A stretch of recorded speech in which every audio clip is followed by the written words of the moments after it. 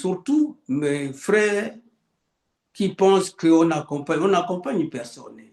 Je suis un homme d'action, un homme d'engagement. Quand on s'engage en politique, on ne recule pas. Ce n'est pas des incantations, des lamentations qui vont vous amener à changer la situation du pays. Il faut oser, il faut faire, il faut avoir des convictions. Je suis un homme de conviction. Mais tout ce que je demande à mes frères, à mes sœurs, aux jeunes, c'est aujourd'hui de prendre conscience de leur propre situation.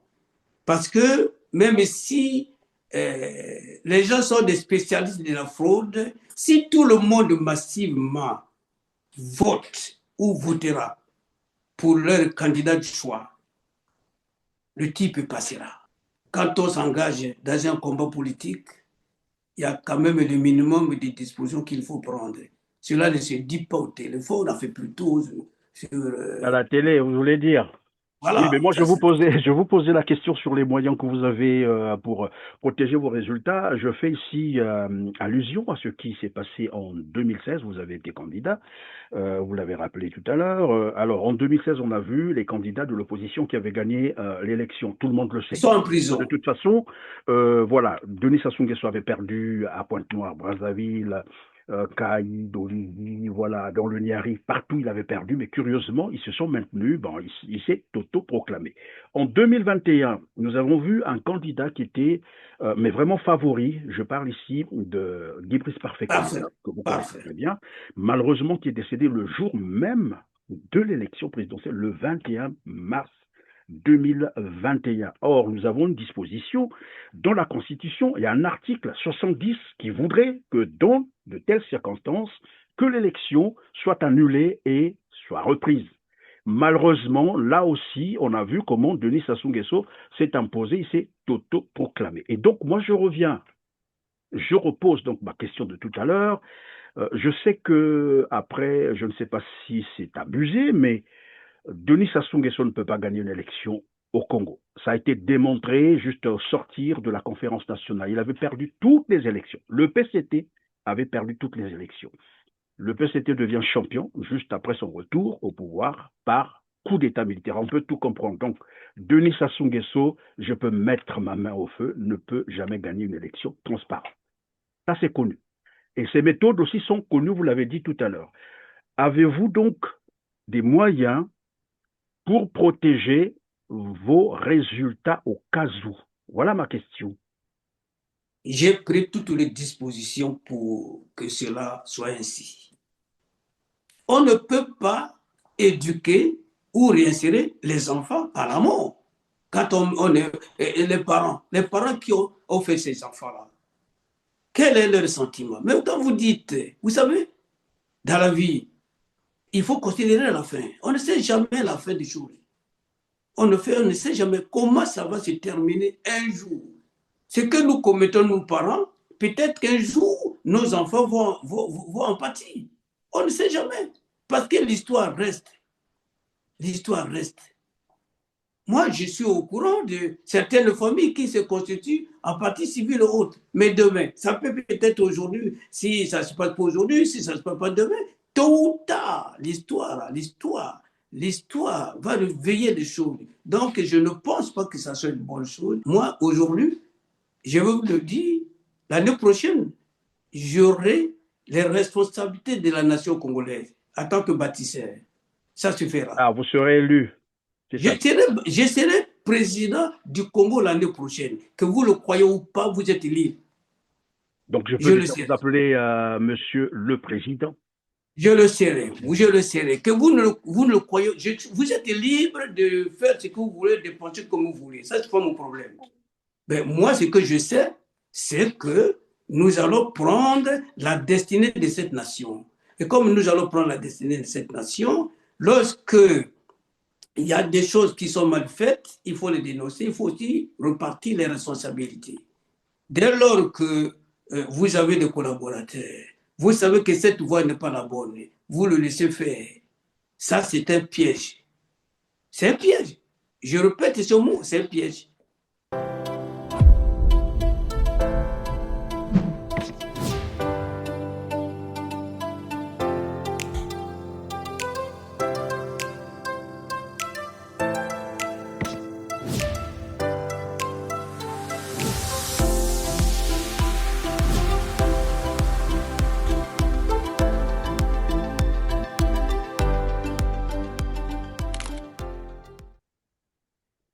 Vous êtes bel et bien sur R7. Si vous nous rejoignez, mesdames, messieurs, bonjour, merci de suivre Droit de Savoir. Malgré ses nombreuses ressources naturelles, pétrole, bois, minerais, gaz, mer, j'en oublie forcément, le Congo-Brazzaville est au bord du gouffre. Le pays est en ruine. Ce sont les faits, rien que les faits. Après 42 ans de règne de Denis Sassou Nguesso sans partage, le Congo traverse une crise multidimensionnelle majeure. Plus de 70% de la population congolaise vit dans l'extrême pauvreté et ce sont là des statistiques de 2010. Mais là, je crois que ça s'est empiré. Donc 70%, disais-je, de la population vit en dessous de ce de pauvreté, soit à moins d'1 dollar par jour. Pas d'eau potable, pas d'électricité, pas d'eau potable malgré évidemment d'importantes ressources hydrauliques que dispose le pays. Le chômage des jeunes est endémique. La jeunesse, vous le savez, représente plus de 74% de la population congolaise estimée à 6 millions d'habitants. C'est ce volet jeunesse qui va beaucoup plus nous intéresser aujourd'hui. Une jeunesse abandonnée et qu'on a décidé de massacrer par une opération sous fausse bannière. Pour en parler, je reçois aujourd'hui sur ce plateau Monsieur Romain Bedel Sousa. Bonjour Monsieur Sousa. Bonjour, monsieur Christian.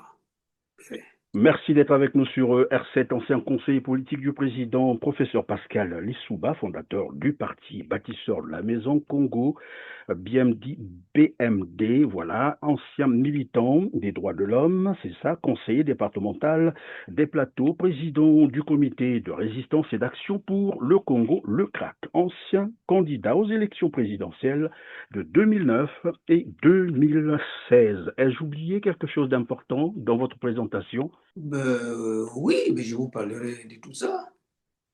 Je vous en prie. Alors, monsieur Sousa, je vais aller droit au but, puisque vous vous êtes déjà prononcé pour votre candidature à la prochaine élection présidentielle, celle bien sûr de mars 2026. Quel intérêt de prendre part à une élection présidentielle en mars 2026 après l'expérience de toutes celles qui ont précédé depuis le retour de Denis Sassou Nguesso au pouvoir par coup d'État militaire? C'est une bonne question. Elle est bonne parce que j'aimerais apporter à la connaissance de mes compatriotes. D'abord, vous venez de faire le tableau de notre pays, le constat, il est amer. Et Vous j'attends le mes partagez, compatriotes. Monsieur Sousa? Vous partagez ce constat? Je le partage, mais de toute façon, je l'ai dit lors de ma déclaration. Je n'ai peut-être pas tout dit parce que je pensais que chaque chose a son temps et j'attendais les occasions pareilles pour pouvoir pour faire le tableau de mon projet de société. Le constat, il est connu de tout le Congo. Même les bébés connaissent ce constat. Le bébé connaît ce constat et on se pose la question de savoir pourquoi vous êtes candidat. Oui, parce que je suis un homme politique, un homme d'action, un homme d'engagement, un homme qui est fidèle à ses idées. Quand j'ai adhéré à l'UPADES du président Pascal Lissouba, c'était par rapport à sa vision, à ses idées. Et je suis resté avec lui jusqu'à sa mort. Aujourd'hui, par rapport à tout ce que le Congo vit, moi je pense qu'il est temps de changer la situation. En 2009, le Souba n'étant plus actif, je suis allé au Congo pour me présenter à l'élection. Là, il y avait la constitution de 2002 qui a bloqué ma candidature. En 2016, je pense qu'il fallait avoir un outil de combat. J'ai créé le comité de résistance d'action pour le Congo avec les compatriotes qui ont adhéré à cette vision. Nous avons travaillé et travailler efficacement au niveau de Paris, au niveau de l'Afrique, au niveau de l'Europe. Et donc, ma candidature était validée par rapport aux militants. Je suis allé donc au Congo. J'arrive au Congo et c'est justement ce que je vais vous expliquer tout à l'heure par rapport à cette fois-ci pourquoi je suis candidat. Il faut qu'on change les choses. J'arrive au Congo en 2016. J'avais un compte bancaire à la Congolaise et de banque. Les amis, beaucoup d'amis m'ont aidé puisque j'avais donné les références de cette banque-là, de ce compte. Quand j'arrive, le compte était introuvable. On ne trouvait plus mon compte. bancaire. Ma pièce d'identité était périmée. Il fallait la renouveler. Je suis allé voir le directeur de service qui s'occupe des cas d'identité. Il m'a bien reçu. Et quand il est parti voir le ministre de l'Intérieur, il est resté pratiquement, je crois, 2 heures. Quand il revient, il veut me plus me sentir. Il me reçoit avec un geste Avec déshonorant. une froideur, comme si on venait de lui dire quelque chose On lui de... a dit de ne pas s'occuper de son cas. Donc, je n'ai pas pu avoir ma pièce d'identité. Et donc, n'ayant pas la pièce d'identité, je ne pouvais pas postuler, déposer donc mon dossier. Alors que non, on avait beaucoup travaillé. Aujourd'hui, l'argent qui était détourné à la Congolaise de banque, nous avons pu retrouver les traces. Les voleurs, il y a des gens qui avaient dit que j'étais déjà mort. On a trouvé le dossier, j'ai porté plainte contre la Congolaise de banque en 2022 et jusqu'à aujourd'hui, la plainte est en souffrance au bureau de la juge d'instruction. Il n'est pas traité. Au Congo, ou bien Au là où... Congo-Brazzaville, à Brazzaville, mon dossier n'est pas traité. Alors, en 2021, il me fallait un parti politique. Parce que le combat, pour mieux le mener, il faut des hommes, il faut des femmes, il faut une équipe. Et il y a des Congolais qui m'ont fait confiance, qui croient à mon action politique.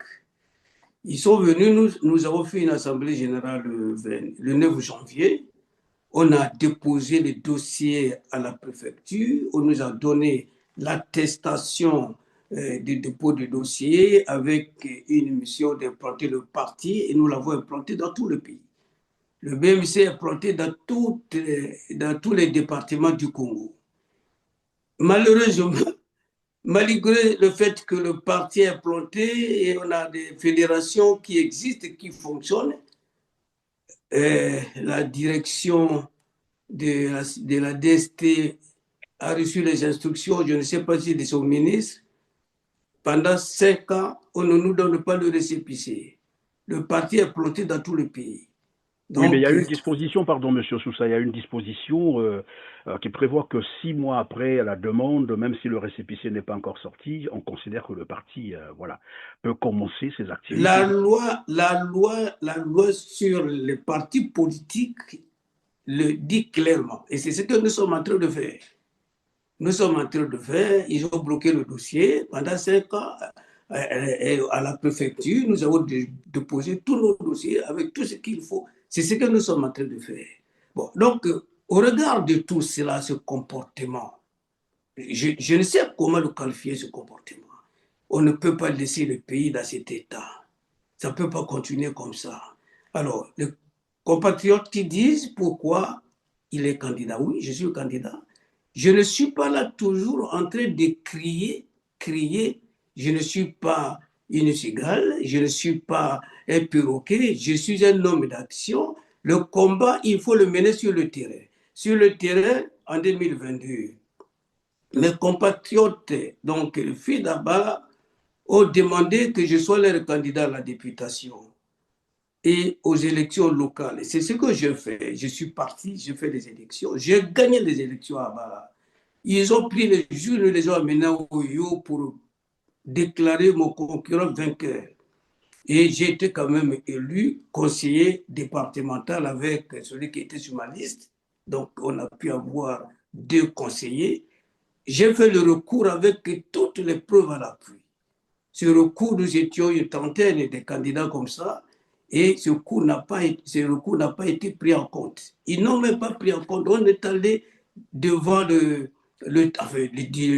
tribunal, en fait, avec les avocats, tout cela. Ils n'ont même pas tenu compte de ça. Donc, ça veut dire que ça devient un pays dangereux. Comme le pays est dangereux, ils disent pourquoi partir. Moi, je pense que, en tant que chrétien croyant, je sais qu'il y a un temps pour tout. Dieu ne peut pas abandonner le Congo. Dieu ne peut pas nous laisser souffrir éternellement. Et cette fois-ci, je m'engage. je m'engage, on me dit il triche, effectivement il triche, puisque je viens de vous le dire, j'ai été candidat à la députation, ils ont triché, ils ont fait ce qu'ils ont. Donc je connais la méthode, je connais comment ils fonctionnent. Et comme je Oui, mais connais monsieur comment... Sousa, vous dites, vous êtes croyant, évidemment, le Congo, c'est plus de 80% de chrétiens au Congo, et donc, voilà, les Congolais croient en Dieu. Est-ce que cette seule croyance qui vous met en confiance, parce que je voudrais rappeler, si on a vu les candidats qui se sont présentés au nom de Dieu, disons que j'ai reçu l'appel de Dieu et voilà pourquoi je pose ma candidature. Bon, la suite, on a vu ce que ça donnait. Est-ce que c'est la seule conviction que vous avez ou vous avez peut-être d'autres moyens désormais, dans le cas où vous gagnez par exemple cette élection et que vous pouvez protéger vos résultats? Non, euh, je ne dis pas que Dieu m'a envoyé. Non, D'abord, je ne dis pas que c'est vous qui avez dit, je vous ai juste oui, rappelé oui, je quelques sais, candidats je qui sont sais, venus au je nom de sais. Dieu au Voilà, Congo. tout à fait. Mais je sais que, regardez, nous partons aux élections. Mais si les Congolais aujourd'hui sont conscients de leurs souffrances, les Congolais sont conscients de tout ce qu'ils sont en train de traverser, le jour du vote, si massivement ils vont voter pour le candidat qui peut apporter le changement, si le candidat en face, le candidat du PCT ou n'importe qui, a partout des zéros, même s'ils étaient des spécialistes dans la fraude, comment ils vont faire? Et puis de toute façon, quand on s'engage dans un combat politique, il y a quand même le minimum de dispositions qu'il faut prendre. Cela ne se dit pas au téléphone, on a fait plutôt sur... À la télé, vous voulez dire? Oui, mais voilà, moi ça c'est... je vous posais la question sur les moyens que vous avez pour protéger vos résultats. Je fais ici allusion à ce qui s'est passé en 2016. Vous avez été candidat, vous l'avez rappelé tout à l'heure. Alors en 2016, on a vu les candidats de l'opposition qui avaient gagné l'élection. Tout le monde le Ils sait. sont en De prison. toute façon, voilà, Denis Sassou Nguesso avait perdu à Pointe-Noire, Brazzaville, Caïd, Olivier, voilà, dans le Niari, partout il avait perdu, mais curieusement, ils se sont maintenus, bon, il s'est auto-proclamé. En 2021, nous avons vu un candidat qui était, mais vraiment favori, je parle ici de Guy-Brice Parfait Parfait, Koïta, que vous connaissez parfait. très bien, malheureusement qui est décédé le jour même de l'élection présidentielle, le 21 mars 2021. Or, nous avons une disposition dans la Constitution, il y a un article 70 qui voudrait que dans de telles circonstances, que l'élection soit annulée et soit reprise. Malheureusement, là aussi, on a vu comment Denis Sassou Nguesso s'est imposé, il s'est auto-proclamé. Et donc, moi, je reviens, je repose donc ma question de tout à l'heure. Je sais que après, je ne sais pas si c'est abusé, mais Denis Sassou Nguesso ne peut pas gagner une élection au Congo. Ça a été démontré juste au sortir de la conférence nationale. Il avait perdu toutes les élections. Le PCT avait perdu toutes les élections. Le PCT devient champion juste après son retour au pouvoir par coup d'État militaire. On peut tout comprendre. Donc, Denis Sassou Nguesso, je peux mettre ma main au feu, ne peut jamais gagner une élection transparente. Ça, c'est connu. Et ces méthodes aussi sont connues, vous l'avez dit tout à l'heure. Avez-vous donc des moyens pour protéger vos résultats au cas où? Voilà ma question. J'ai pris toutes les dispositions pour que cela soit ainsi. Je ne suis pas un aventurier. Les gens qui me connaissent savent bien, très bien que quand je m'engage, je m'engage. Mais je vais vous rappeler une chose. En 2013, en 1993, j'étais candidat à la députation à Abala. Mon défunt cousin, Moulandré, ils avaient triché, ils avaient fait de n'importe quoi. Et c'était dur, très dur pour moi de pouvoir déposer une demande à l'annulation. J'étais le seul candidat qui a osé déposer une demande d'annulation. Et cette demande était soutenue par Mberi Martin, qui, quand il a lu le contenu, il a dit ça c'était positif et il a demandé à tous ceux qui étaient dans le même cas de le faire. Et ils l'ont fait. Et il y a eu donc l'arbitrage international qui était venu et qui a invalidé l'élection de mon cousin qui était pour nous comme un père. il était pour nous un père. Quand je vais au Congo, il me donne la voiture, mon neveu me conduisait avec sa voiture, c'était pour nous comme un père. Donc c'est quelqu'un que je ne pouvais pas oser faire ce que j'avais fait. Parce que pour moi, d'abord, c'est le pays. C'est le pays. Ce n'est pas la famille, c'est le Congo avant tout. C'est le Congo. Oui, mais Il y a Monsieur eu une Toussa, différence permettez, chez moi. excusez-moi de vous arrêter de temps à autre. C'est pour comprendre un certain nombre de choses. Vous nous rappelez là l'expérience de votre élection, voilà, d'abord dans les plateaux. Hein, bon, mais là encore, ce sont des élections législatives. On comprend très bien que là, Sassou Nguesso n'a rien à voir. À un moment donné, il peut laisser quelqu'un gagner pour faire un peu semblant devant voilà, la communauté internationale que la démocratie existe. Mais quand on arrive au présidentiel, c'est là le vrai problème en fait. Parce que ce que j'ai Regardez. cru comprendre, au niveau des présidentielles, on arrive à vous bloquer, à rejeter votre candidature, mais lorsqu'il s'agit d'aller concourir pour les législatives, là, on vous laisse faire. Déjà là, c'est ce problème qui se pose. Ouais. Ah, je voulais vous dire ceci. Oui, Tous mes compatriotes qui me suivent aujourd'hui, et si on me met les barrières, autant les filer partout, ça veut dire quelque part, je suis un candidat sérieux. Si je ne l'étais pas, on ne peut pas le faire. Mais comme je le suis, et autour de moi, il y a des hommes, il y a des femmes, il y a des jeunes, plein de militants. Aujourd'hui, nous avons plus d'1 million et quelques, bientôt des millions d'adhérents. Donc, ces gens-là, ils sont pères de famille, ils sont mères de famille, ils me font confiance. Comment je dois faire? Les abandonner? Ce n'est pas mon genre. Je ne suis pas cet homme-là. Je suis candidat. Je vais changer la situation du Congo. J'arriverai. oui, vous avez des millions de partisans, vous avez dit tout à l'heure, bon, ça encore, c'est vous qui le dites, vous avez des millions de partisans, mais est-ce qu'on peut revenir, je voulais comprendre avec vous, nous avons vu en 2016 comment le général Jean-Marie Michel Mokoko a drainé du monde, vous avez vu, Guy Brice Parfait Kolela, pareil, ils avaient gagné, ils partaient donc au deuxième tour, c'est ce qui était normalement les vrais résultats, ils devaient aller au deuxième tour, mais après on a vu comment Denis Sassou Nguesso à, comme qui dirait, retourner les résultats pour qu'il s'autoproclame président de la République. Oui. Et donc, je voulais ici, parce que vous êtes en train d'évoquer les partisans, le nombre de vos partisans, et voilà pourquoi je prends cet exemple. Vous voyez que je reviens à la même question, peut-être sous une autre forme. Les élections au Congo, l'expérience a démontré que Denis Sassou Nguesso triche tout le temps, et généralement, après que ces résultats sont proclamés, pourtant tout le monde sait que c'est des faux résultats, mais après on capitule et la vie continue. Est-ce que Oui. vous y allez cette fois-ci encore dans le but de capituler après, quand vous allez, voilà, vous Je allez vous viens retrouver de vous devant. le dire et je vous le répète, je ne suis pas candidat pour faire la figuration. Ce n'est pas mon genre. Maintenant, euh, la balle, comme on le dit, plus un langage plus simple. Il faut être simple pour que tous les Congolais me suivent. Je dois prendre les dispositions, on les prend, on n'a pas besoin de chantiers sur les toits. Oui, c'est On des n'a pas besoin stratégies. de ça. Oui. On n'a pas besoin de ça. On n'a pas besoin de ça. Je suis candidat. Je suis candidat. Je viens de vous dire que cette équipe, on la connaît parfaitement bien. Ce n'est pas forcément le président Sassou, mais c'est l'équipe autour de lui. On va parler tout à l'heure de la jeunesse, c'est le point de la jeunesse.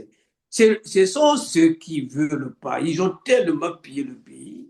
Ils ont pris le président Sassou en otage et ils sont les premiers justement à lui imposer ces méthodes. On les connaît. On les Monsieur Sousa, connaît. Tout pardon. à l'heure, je vais les dénoncer certains. Alors, Pardon, donc, monsieur pour vous Sousa, dire s'il vous ceci, plaît. Qui a pris oui. l'autre en otage? C'est Sassou qui a pris les autres en otage ou son entourage qui a pris Sassou en otage? Ah, mais c'est une bonne partie de son entourage aussi. Hein? Ah bon?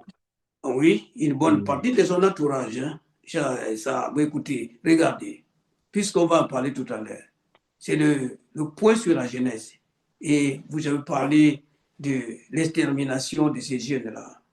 Mais est-ce que dans un État normal, hein, où il y a la répartition des responsabilités, le président ne peut pas être lui-même l'avant-centre pour aller ordonner l'assassinat de ses compatriotes, de ces jeunes, parce qu'il est le garant.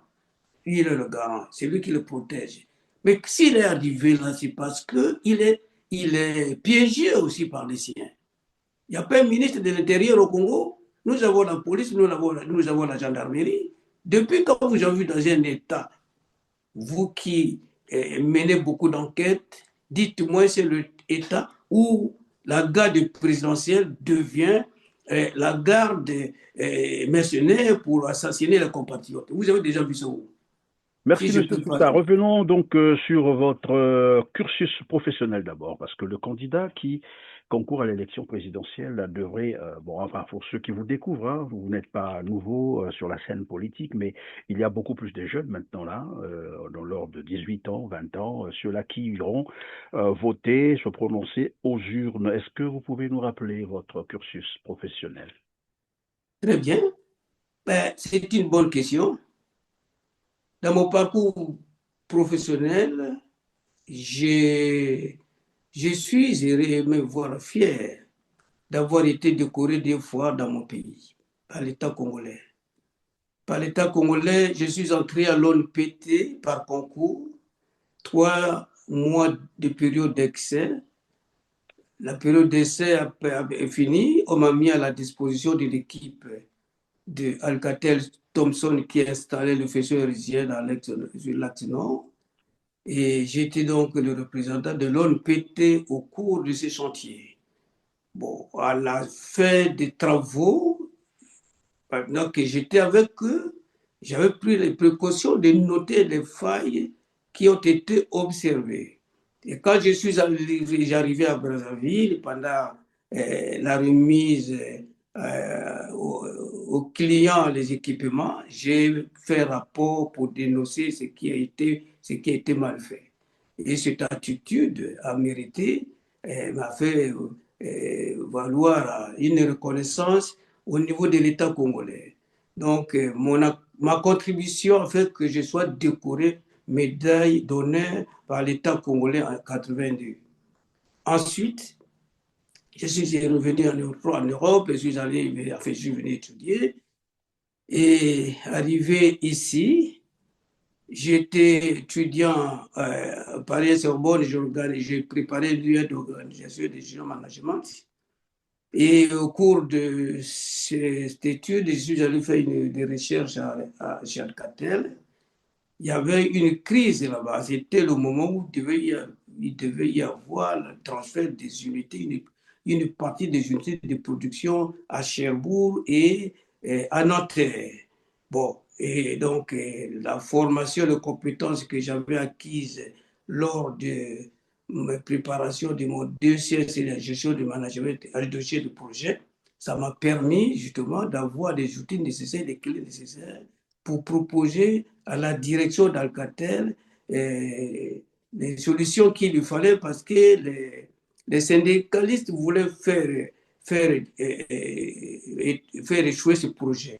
Et ce rapport a permis à Alcatel d'assurer correctement cette opération sans qu'il y ait eu de grève. Donc, à cela, après mon stage, ils m'ont embauché comme ingénieur chez Alcatel à cause effectivement de l'apport que j'avais pu apporter à cette structure. Bon, et puis après, j'étais directeur de radiocommunication équipement.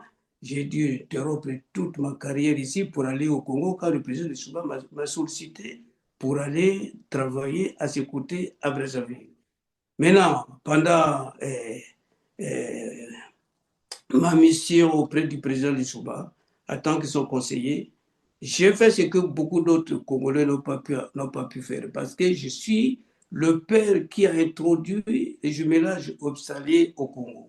Je suis le père qui a introduit ce que vous attendez des centres de santé intégrés, les hôpitaux de référence. C'est moi qui suis le père de tout cela.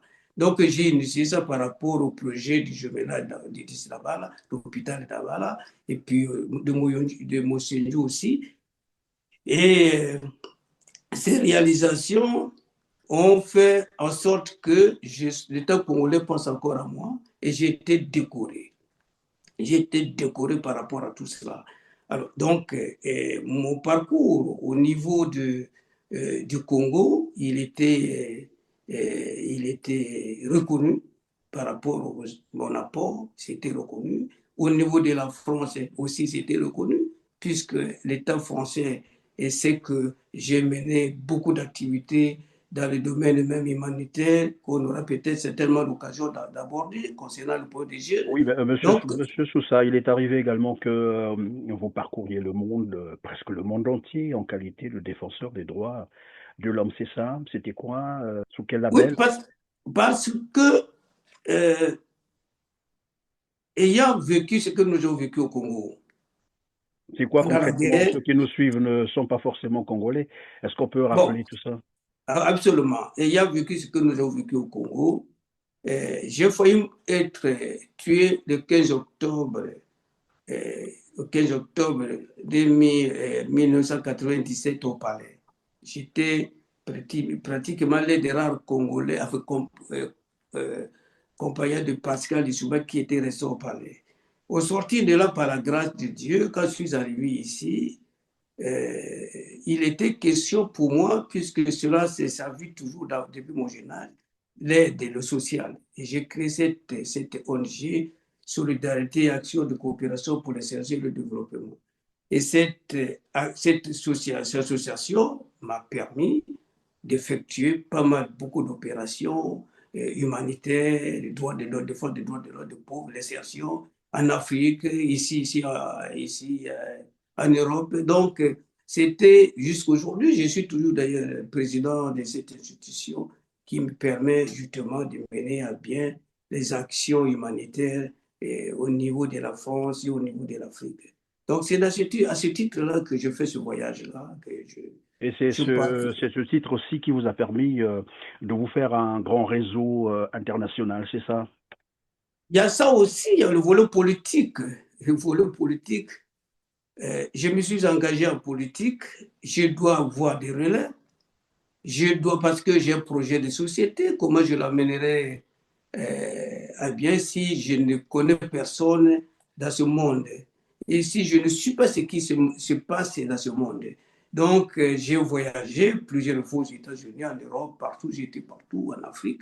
Donc, j'ai tissé un beau réseau dans ce sens-là, et puis par rapport aussi aux actions humanitaires que je mène. Et s'il était question de rentrer au Congo pour aller évidemment commencer sa campagne, c'est pour quand, puisque nous sommes déjà en décembre, l'élection aussi, les délais sont respectés, c'est en mars 2026. Vous êtes encore à l'extérieur. Maintenant, je fais le tour, j'étais à Brazzaville il n'y a pas longtemps. Je voyage, je ne suis pas en France, hein. J'essaierai Ça veut même de dire partir que vous depuis. avez aidé vos partisans à s'enrôler dans les listes, c'est ça? Bon, en tout cas, ce qui est sûr, c'est que les gens travaillent parce qu'il était question euh, qu'on arrête le recensement. En fait, je ne sais pas comment ils appellent ça, mais L'enrôlement malheureusement, sur les listes électorales. oui, oui, absolument. Les missions ont été confiées au président de la fédération de faire ce travail et puis aussi euh, au réseau que nous avons au niveau du pays, qui ne sont pas forcément les mêmes d'autres partis, qui sont aussi dans d'autres partis, qui croient à ce combat et qui, pour l'instant, il ne peut pas se prononcer parce que tout le monde a peur là-bas. Mais je pense que le travail sur le terrain se fait. Le travail sur le terrain se fait. On va passer donc au volet jeunesse, nous l'avons dit tout à l'heure, la jeunesse qui est au centre évidemment de vos préoccupations, au centre de votre vision, de votre voilà programme de société. Euh, alors, quelle est sa situation actuellement où nous parlons? Écoutez, le problème de jeunesse, je le situe, je dirais, à trois niveaux. Le premier niveau, c'est d'abord la famille. Et si vous avez les parents démunis de tout et qui n'ont pas de possibilité pour pouvoir accompagner leurs enfants dans le processus, le circuit scolaires, quels que soient les niveaux, que ce soit au collège et à l'école primaire, même à l'université, ils n'ont pas de niveau, ils n'ont pas de possibilités. Mais ces parents diminuent parce que les enfants ne sont pas pris en charge par l'État. Ils n'ont pas de moyens pour pouvoir aider leurs enfants à réussir. J'en ai plein chez moi.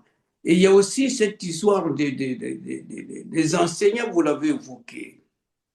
Vous prenez une localité, il y en a beaucoup comme ça, hein, je prends juste un exemple. Au niveau des plateaux, vous avez un district qui s'appelle Mbo. En Mbo, vous n'avez aucun enseignant, vous n'avez aucun infirmier. Ce sont des gens complètement enclavés, abandonnés. Mais ces enfants-là, qu'est-ce qu'ils vont devenir? Ils sont nombreux comme ça dans tout le pays. Qu'est-ce qu'ils vont devenir? La seule chose pour ceux qui ont déjà 20 ans, c'est de venir, de courir vers Brazzaville quand ils arrivent à Brazza. Quand ils arrivent à Brazza, ils sont peut-être une vingtaine dans une famille. D'autres sont complets, ils vont de gauche à droite. Et ces enfants-là, qu'est-ce qu'on fait d'eux? Ils vont devenir des délinquants. Et je vais vous le démontrer tout à l'heure. Donc, il y a au niveau de la famille démunies ne peuvent pas encadrer les enfants. Ils sont livrés à eux-mêmes. Le deuxième niveau, c'est l'école. L'école, nous n'avons plus d'enseignants. Nous n'avons plus d'enseignants et la plupart des vacataires qu'ils ont recrutés, ils appellent les enseignants communautaires, ils n'ont pas de niveau, ils ne sont pas payés, donc ils ne peuvent pas faire le boulot, le travail, le job qu'on leur a confié. Et ces enfants qui n'ont pas de niveau, qui ne vont pas à l'école, ils deviennent aussi les bandes de délinquants. Bon, après, il y a des enfants qui sont issus euh, d'une famille divorcée. Et ces enfants, les parents, la mère qui les garde sur beaucoup plus que la maman. La maman n'ayant pas les moyens, il ne peut pas encadrer cet enfant. J'en ai vu plein là-bas à Brazzaville, au Congo. Ces enfants deviennent quoi? Des enfants de rue. Ils sont abandonnés, ils sèment la terreur, ils volent, ils font tout, ils pillent tout. Donc ces enfants, ils ne peuvent pas avoir d'espoir pour réussir dans leur vie. Ils n'ont pas d'espoir. Alors maintenant, qu'est-ce qu'on fait dans ce cas? Si l'État ne met pas à la disposition des familles des moyens conséquents pour assurer, garantir l'avenir de leurs enfants. Mais ces enfants sont abandonnés. Monsieur Christian, cher Christian, vous allez voir, dans les 20 ans à venir, le Congo n'aura plus de cadres. Parce que la plupart de ces jeunes-là n'ont plus de niveau.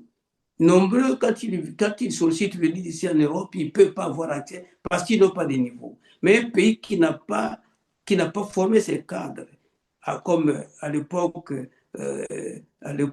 enfin, notre génération, il n'y a pas eu beaucoup de chômage, beaucoup réussi. Aujourd'hui, certains occupent de hautes responsabilités au niveau du pays. Mais ceux qui naissent aujourd'hui, là, nos petits-fils et nos petites-filles qui naissent, ils n'ont qu'à l'avenir. C'est pour cela que nous avons pris des engagements par rapport à cela. Comment nous allons réparer cela pour que le Code de la République devienne le créneau de réussite pour ces jeunes qui sont abandonnés. Bon, maintenant, les autres qui n'ont pas d'intérêt, que ceux qui n'ont pas de niveau, qui ne peuvent pas faire. Il y a beaucoup de filières, il y a beaucoup de secteurs. Les secteurs Oui, mais qui monsieur Sousa, peuvent. pardon, vous parlez des solutions à apporter au problème de la jeunesse. Nous savons qu'il y en a beaucoup. Vous avez déjà cité l'éducation, l'emploi, tout ça, puisque c'est une jeunesse presque abandonnée. Voilà, le chômage est endémique, ce n'est pas moi qui le dis, hein. Vous pouvez le constater sur des Mais je rapports. le sais, je Voilà, le et sais. donc voilà, la jeunesse aujourd'hui, c'est plus de 3 millions de jeunes. Congolais, c'est Plus, plus de 3 plus. millions 500 par là, sur 6 millions d'habitants, à en croire bien sûr les dernières statistiques de 2000, bien sûr 23, le recensement. 2023. Alors, ils sont nombreux. Et lorsque j'essaie de faire un peu au prorata, je parle ici des fonctionnaires congolais. Vous savez que à la fonction publique, bon, à un moment donné, on avait gonflé les chiffres pour dire qu'il y en avait 80 000, mais nos enquêtes nous ont démontré que c'est autour de 60 000 fonctionnaires dans la fonction publique et 40 000 dans le secteur privé. Et donc, à tout casser, nous sommes autour de 100 000 fonctionnaires au Congo-Brazzaville sur une population estimée à 6 millions d'habitants, avec plus de 2 500 000 jeunes en âge de travailler qui n'ont pas d'emploi. C'est pour montrer l'ampleur du chômage au Congo-Brazzaville. Dans le même temps, c'est un pays doté d'énormes ressources naturelles. Je venais de les citer, quelques-unes, bien entendu, dans mon introduction. Et là, moi, je voulais comprendre avec vous les solutions. Évidemment, généralement, les candidats aux élections présidentielles, législatives, généralement prennent ce volet pour mener leur campagne. Mais après, on se pose tout de même la question, quels sont les éléments, est-ce qu'on peut nous parler de quelques statistiques? Comment allez-vous vous y prendre concrètement? Dire apporter des solutions est une chose, mais nous donner quelques éléments d'appréciation, je crois que c'est nettement mieux. Comment Bon, vous entendez régler ce problème, ce fléau? C'est un grand problème. ok. Alors maintenant, accordez-moi le temps, ne me coupez Je pas. vous en prie. Tout en sachant aussi que notre temps est compté. Merci. Tout à fait. Bon, Oui. alors, c'est vos questions. Alors, euh, j'ai commencé déjà à traiter ce problème. Ce problème à traiter. Je n'étais ni ministre, ni Sénateur, conseiller. député, voilà. Voilà, voilà. Donc, j'ai commencé à traiter. Comment j'ai commencé à traiter ce problème? Premièrement, euh, nous avons des possibilités au titre de la coopération internationale et qu'il fallait aussi exploiter. Et je prends toujours l'exemple de là où je fais des réalisations parce que c'est plus parlant. À Abala, il y avait des jeunes qui étaient, on les appelait de Cobra à l'époque, de Cobra en 2005 pour endiguer ce fléau au niveau de la communauté. J'ai pris 10 jeunes de la ville de Pantin. Il y en a qui ont réussi, d'autres qui étaient en voie d'exclusion au niveau scolaire. Je les ai amenés là-bas avec des élus de la ville de Pantin, mélangés avec ceux d'Abala sur un projet concret, la construction des centres de santé. Ils se sont mélangés, ils ont fait ce chantier ensemble, que ce soit ceux qui sont partis de la France, tout comme ceux de là-bas, personne n'a connu encore les dérives. Tous ont réussi. D'autres sont même dans l'armée là-bas au Congo. On a Une résolu ce sorte problème. d'intégration, voilà, Voilà. professionnelle, sociale. Voilà. Donc ça, c'est le premier acte. Le deuxième, j'ai conçu un projet de création de ressources technologiques. Ce projet, c'était pour créer un centre de ressources d'information technologique à Pointe-Noire. J'ai organisé une émission d'expertise avec deux collègues. Nous sommes allés, ça a commencé en 2004. Nous sommes allés à Pointe-Noire. On a vu le préfet à l'époque, le président du conseil départemental aussi à l'époque. On a introduit ce dossier, ce projet-là. Ils devaient nous donner un terrain. Ils ont fait des promesses. Ça a traîné parce que je devais le faire en partenariat avec un organisme ici en France. Ça a traîné et je suis reparti en 2018. En 2018, je suis reparti avec le même projet, avec aussi d'autres partenaires qui devaient nous aider pour la construction de ce centre-là. Malheureusement, ça a été bloqué. Ce centre devait faire quoi? Former des jeunes pour leur apprendre à être actifs dans le domaine de la maintenance et surtout au biomédical, puisque nous manquons d'équipements hôpitaux là-bas, des équipements hôteliers. Et ces jeunes devaient réparer ce matériel pour alimenter les dispensaires, voire même les hôpitaux qui manquent de rien. Parce que quand nous sommes allés au CHU de Brazzaville, un scanner qui était en panne parce qu'il y avait un fusible qui a pété et il n'y avait personne pour le réparer. Il était là abandonné dans un coin rempli de poussière. Donc, M. Figueredo a démonté ce fusible, a contrôlé, il a changé le fusible, l'appareil a démarré. Et ça m'avait choqué. Ça m'avait choqué, il fallait trouver une solution. Malheureusement, ils n'ont pas pu nous donner l'accès pour mettre en œuvre ce projet que nous allons vraiment mettre en Ils œuvre. n'ont pas pu vous donner accès. Qui, concrètement? Ben, c'est les autorités du pays.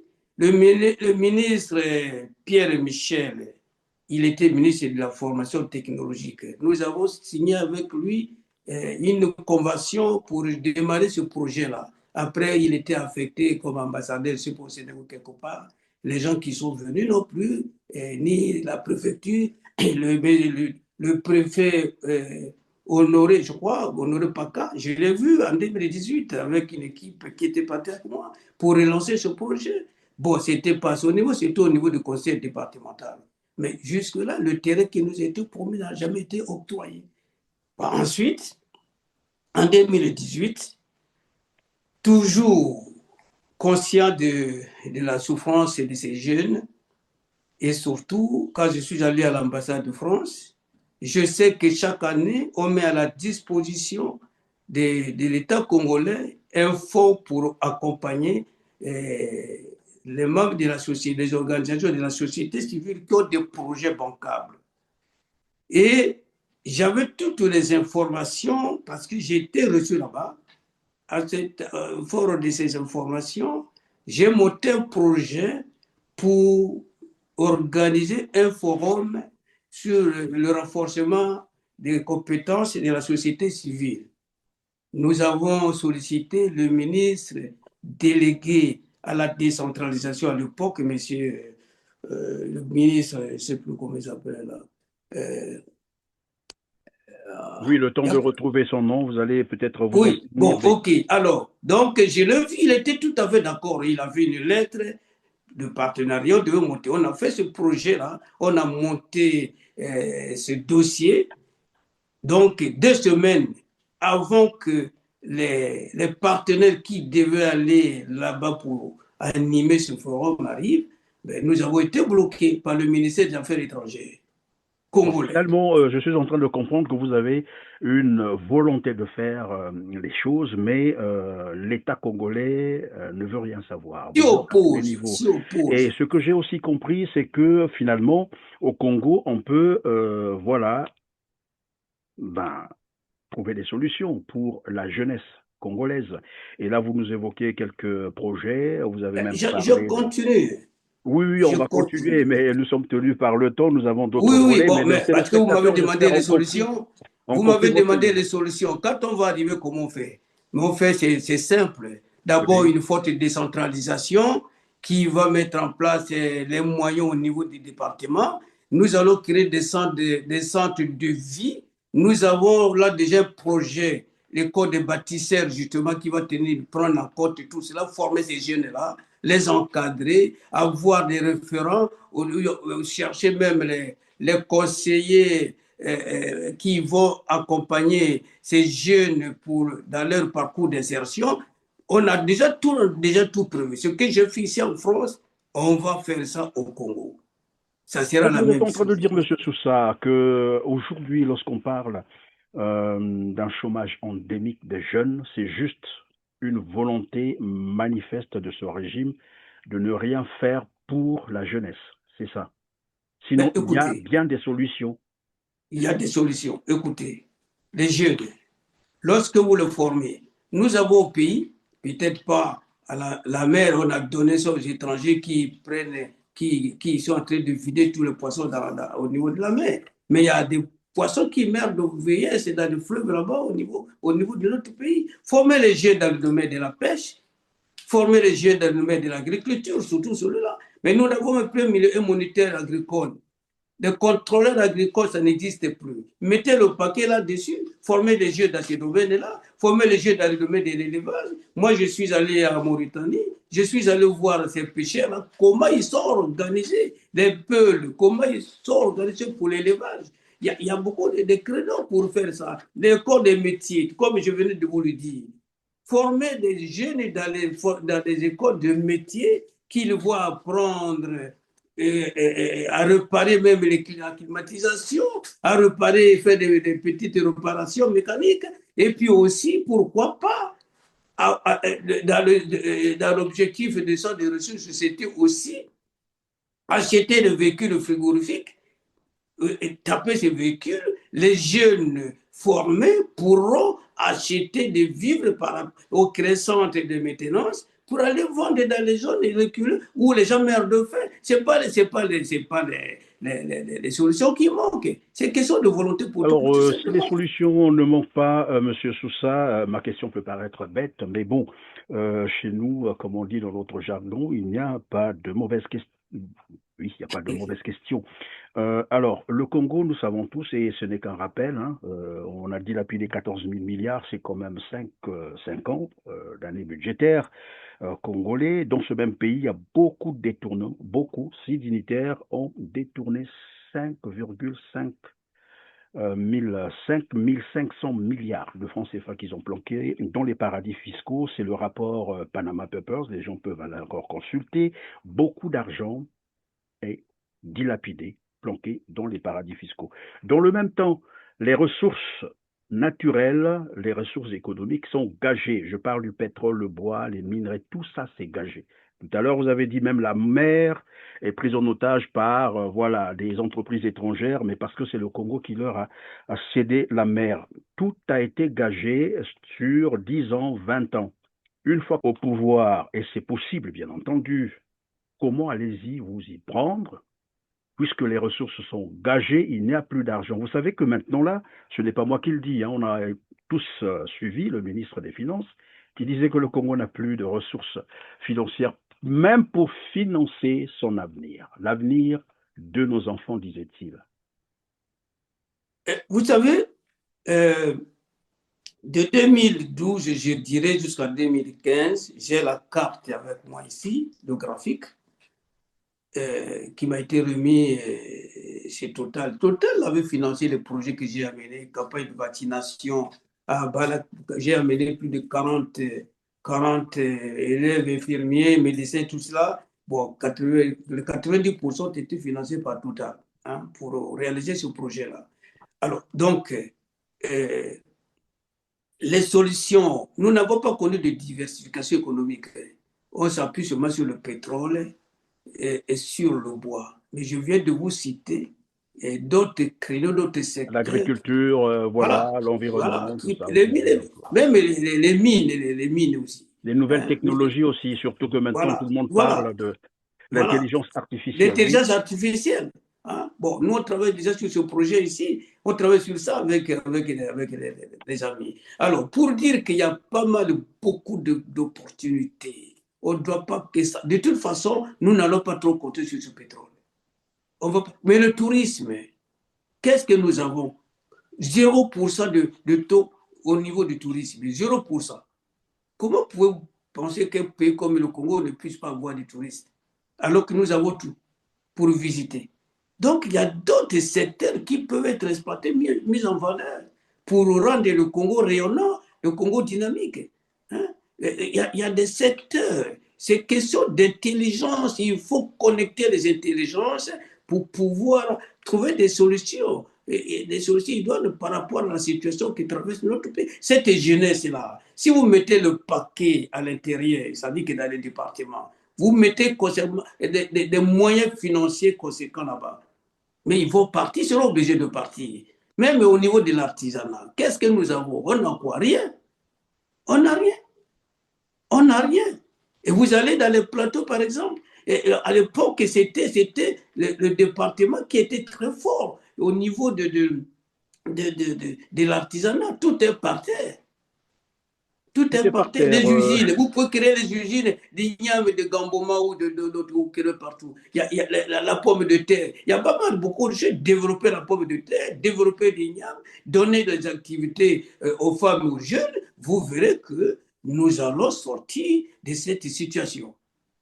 Évidemment, on peut ici juste rappeler, hein, le Congo à un moment donné, dans l'ancien temps, produit du cacao, de la Le cacao, le banane, tabac. de l'huile de palme, du Ouais, enfin, beaucoup, tout ça, beaucoup. c'est par terre. Tout est par terre, vous avez dit. Pourtant, dans le même temps, Denis Sassou Nguesso se vante avoir voilà, mis du paquet dans l'agriculture. Et pendant ses campagnes, hein, il a vanté qu'il a beaucoup fait pour l'agriculture au Congo, au Brazzaville. Qu'est-ce que ça vous dit? Regardez, notre pays là, il faut seulement le segmenter en trois morceaux. En fonction des compétences de chaque département. Quelles sont les compétences, par exemple, des gens qui sont dans les régions comme la Bouïza, le Niari et autres? Vous identifiez les compétences. Vous nous mettez le paquet là-bas au niveau des présidents de conseillers. Au niveau du centre, quand je parle du centre, je prends le pôle et le plateau. Qu'est-ce qu'ils ont comme compétences? Au niveau de la partie nord, donc vers l'Équateur, vous prenez cette partie-là.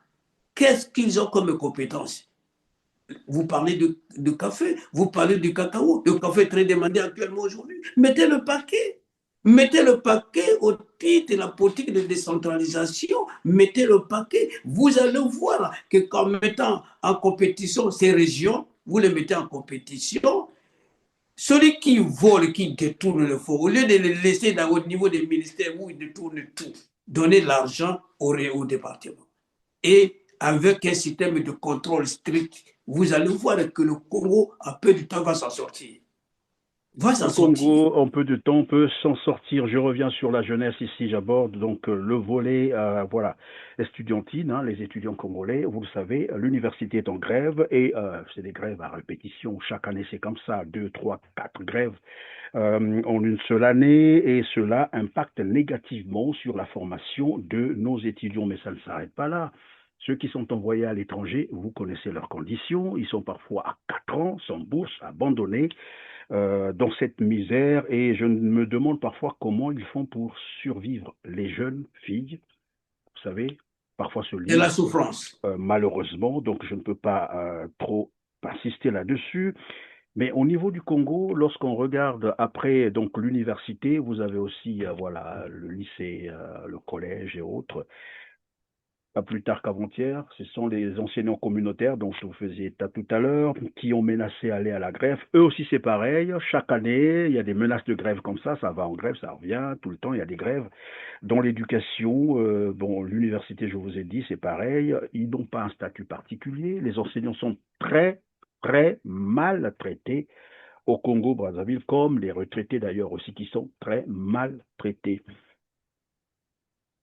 Dans le même temps, on peut entendre dire Denis Sassou Nguesso qu'il fait, voilà, comme qu'il disait, des avancées dans l'éducation en inaugurant des bâtiments scolaires, comme on l'a vu. Hein, il a commencé là pour la campagne électorale, inaugurer les bâtiments. Et même ce matin, quelqu'un m'a dit, mais attendez, qu'est-ce qui se passe à Brazzaville? On vient de casser une école. C'est l'Angola Libre, je crois. Il y a un collège là-bas et voilà, un CEG. Ils ont tout cassé parce qu'ils veulent reconstruire cette école. Et nous sommes en quelle période? Décembre. En pleine année scolaire, on casse une école pour reconstruire une autre. Je dis, mais à quoi ça ressemble? Bref, quand Denis Est-ce que Sassou Nguesso dit qu'ils sont en train de faire des avancées dans l'éducation, en inaugurant bien sûr les structures, les infrastructures scolaires, qu'est-ce que ça vous dit? l'avenir de nos jeunes, je vous ai dit que d'ici 30 ans, nous aurons un déficit de cadres au pays. Parce Oui, que mais à cette ce niveau-là, culture, pardon, pendant que vous répondez, moi je voulais comprendre avec vous le système éducatif, parce que là aussi il y a une confusion. Bon, enfin, je peux me tromper, mais c'est ce que j'ai constaté. Chez Denis Sassou Nguesso et son PCT, pour eux, construire une infrastructure scolaire, c'est l'éducation. Et donc le système lui-même, c'est-à-dire le traitement, le fonctionnement de non, l'école, non, voilà, le non, non, statut c'est pas particulier. pareil. L'enseignant ne compte pas, c'est plutôt les bâtiments qu'on vous présente comme Non, non, non, c'est pas pareil. Ça, c'est l'éducation, c'est pas ça. Bon, on a créé les infrastructures pour pouvoir abriter dans les bonnes conditions les élèves et tout cela. Mais quand vous créez les bâtiments, mais s'il n'y a pas d'enseignants, vous faites comment? Le bâtiment, il est vide. Moi, j'en ai vu. Je prends l'exemple de Pointe, même à Pointe-Noire où j'étais il n'y a pas trop longtemps. Mais les bâtiments sont vides. Ou alors, quand on parle de plateau, parce que la plupart, il y a des écoles privées, mais regardez ces écoles privées-là, le niveau de ceux qui enseignent dans ces écoles privées. D'abord, les diplômes ne sont même pas reconnus par l'État, et encore moins au niveau international. Vous allez faire comment? C'est pas pareil. Je vais vous donner un exemple. Je pense qu'il va m'attendre. Un exemple concret. J'ai pris un ami qui est député là-bas à l'époque. Ça, c'était en 2004. Mavungu Maurice. Il était directeur du protocole du président du Souba. On a gardé de bonnes relations. Il est député, je l'ai amené ici. Je l'ai amené à Nanterre, à l'université de Nanterre, parce que j'avais pris des contacts avec la direction là-bas. C'était pour organiser un jumelage entre l'université de Nanterre et l'université Marien Ngouabi. Mais quand il est parti, certainement, il a dû être buté aussi. Je ne sais pas s'il en avait parlé au ministre de tutelle. C'est cette volonté qui m'anime toujours de vouloir voir le Congo sortir de cette situation-là. On prend des initiatives, c'est pour ça, pour que le Congo change. Bon, maintenant, le système éducatif, ce n'est pas les bâtiments. Hein? C'est tout un processus avec les méthodes d'enseignement, le personnel, les moyens à mettre en œuvre. Il y a un objectif et des moyens.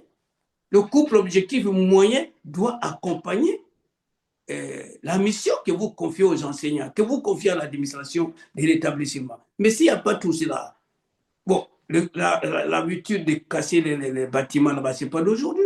À Pointe-Noire, est-ce qu'ils ont marché? On a cassé le marché, ça fait combien d'années? Ça fait plus de 10 ans, Ben alors, on casse, on malheureusement. ne construit pas. On casse, on ne construit pas. Donc, nous ne devons plus perdre du temps sur ces questions-là. Moi, ce qui m'intéresse désormais, c'est qu'est-ce que je vais apporter au peuple congolais?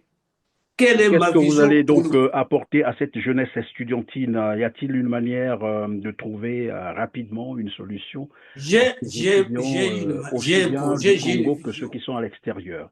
j'ai une vision pour ces jeunes-là. Bon, un, ceux qui sont au pays, donc ceux qui sont au niveau 1 et 2 que j'ai cité tout à l'heure, on va accompagner les parents. Moyennant une bourse famille que nous allons attribuer aux parents. Ce n'est pas de l'argent qu'on donne, c'est l'accompagnement en termes de projets, de coopératives, de femmes qu'il faut organiser dans le domaine de l'agriculture, du commerce et tout. Ça va leur donner les possibilités de s'occuper de leurs enfants. Bon, ceux qui sont à l'étranger, mais avant d'abord d'envoyer les étudiants, il faut que ça soit une formation par objectif. Quand vous les envoyez, ils vont aller faire quoi? Ils vont aller étudier quoi? Mais ce qu'ils vont étudier, il faut que ça corresponde aux besoins de la nation, aux besoins du développement du pays. Quel est le besoin du pays? Moi, qui vous parle, en 82, j'étais encore stagiaire chez Alcatecas, j'allais pour les recherches. Pour travailler, pour qu'on me fasse le contrat d'embauche, il fallait que l'ambassade du Congo m'autorise, parce qu'il y avait une loi dans les années 82 où aucun étudiant congolais ne pouvait travailler ici en France. Bon, maintenant, comme la prestation que j'ai pu apporter chez Alcatel était alléchante, qu'est-ce qu'ils ont fait? Ils m'ont demandé, ils m'ont donné le travail, il fallait que j'ai l'autorisation du Congo. Mais ça peut aussi être une chose, il faut accompagner les étudiants. Ils sont combien à l'étranger?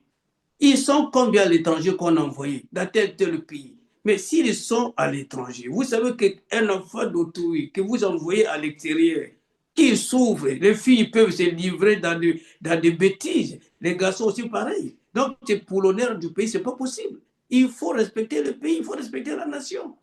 Il faut respecter la nation. Surtout encore ceux qui sont peut-être en France, qui peuvent faire des petits boulots, mais dans d'autres pays, il n'y en a pas. J'en ai vu au Sénégal, j'en ai vu en Tunisie, j'en ai vu au Maroc. Les Congolais qui sont à l'étranger, j'en ai vu au Burkina. Il faut voir dans quelles conditions. Ceux qui ont même fini ne peuvent pas rentrer parce qu'ils savent que quand ils vont aller là-bas, ils n'auront pas de boulot. Mais quelqu'un qui a déjà une maîtrise, il est ingénieur, il est ceci, il est cela, Mais il faut voir les petits boulots qu'il faut, c'est dénigrant. Alors que nous avons besoin de ces ressources. On a besoin de ces ressources pour décoller le pays. On On a a besoin de besoin ces ressources. des ressources pour décoller l'économie, évidemment, du pays. Monsieur Soussa, nous sommes à la fin de cette émission. L'heure est déjà, bon, on a dépassé le timing, mais qu'à cela ne tienne, c'était important. Alors, je vais revenir, et c'est certainement sur cette question que nous allons conclure. C'est sur ce qui se passe au Congo. Vous avez déjà amorcé l'opération Zéro Koulouna. Et cette opération a été lancée juste au moment où on est en train de nous parler de l'achèvement des travaux, bien sûr, d'un centre de rééducation à Aubéville. Tout à l'heure, vous avez démontré que finalement, on pouvait rééduquer ces enfants, on pouvait en fait les recycler à autre chose, et vous avez réussi d'ailleurs à le faire. Or, ce qu'on note aujourd'hui, c'est qu'on a lancé une opération. Il faut carrément les éliminer, les assassiner, tel qu'on est en train de voir. Et c'est des signalements, c'est-à-dire la délation par coup de téléphone, un tel est ceci, un tel est cela. Et il n'y a pas de procès. Et voilà, on vient chez le jeune, on le prend, on l'amène en public, on l'achève, on l'abat à bout portant. Et voilà. Ce qui est en train de se passer, pas plus tard qu'avant-hier, on nous a dit qu'à Dolisie, on a encore brûlé les motos, on casse les maisons. Votre commentaire sur cette opération, puisque vous êtes aussi voilà, militant des droits de l'homme, quand ça se passe Non, comme ça? c'est une opération extrêmement grave. Moi, je vous dis, je répète ça, je ne cesserai de le répéter assez. Les collaborateurs du président ne l'ont pas aidé, ils l'ont piégé, notamment le ministère qui est en charge de la sécurité. Ça ne se fait pas.